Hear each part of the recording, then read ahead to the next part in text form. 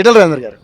So ఈరోజు అంటే అందశ్రీ గారు ఇంత మంచి మహా కవి ఆయన మన మధ్య లేకపోవడం మీరు ఎలా చూస్తారు? నమ్మలేకపోతున్నాము. వారికి మాకు 25 సంవత్సరాల బంధం.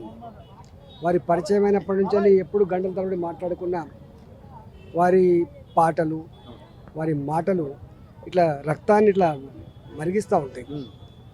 దుఃఖాన్ని, పేదరికాన్ని, బాధలను అనుభవించిన బిడ్డ కాబట్టి తన జీవితాంతం తన మాట, తన పాట ఆ వర్గాలకే అంకితమైనట్టుగా ఆ వర్గాల్ని జాగృతం చేయడంలో, ఆ వర్గాలకు అండగా ఉండడంలో, ఆ వర్గాల బాధని సమాజానికి అందించడంలో గొప్ప పాత్ర పోషించినటువంటి వ్యక్తి. మానవ సమాజం ఇవాళ జరుగుతున్న పరిణామాలు చూసి చెలించినటువంటి మనిషి. ఎంత గొప్పగా ఉండాలి మనుషులు, ఎంత గొప్ప కలిసి ఉండాలి మనుషులు. దాని మీద మనిషి అన్నవాడు అనేటువంటి పాట, మాయమైపోతున్నాడమ్మా మనిషి అన్నవాడు అనే పాట ఇవాళ అది మనిషి ఉన్నంత వరకు ఉంటుంది అన్నమాట. తెలంగాణ గొప్పతనం, తెలంగాణ సాహిత్యం గురించి, తెలంగాణ సంస్కృతి గురించి జే తెలంగాణ గొప్పతనం రాసినటువంటి వ్యక్తి కూడా ఆయననే.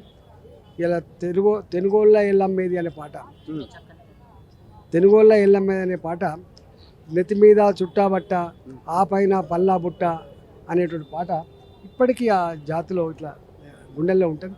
ఇట్లా అనేకం.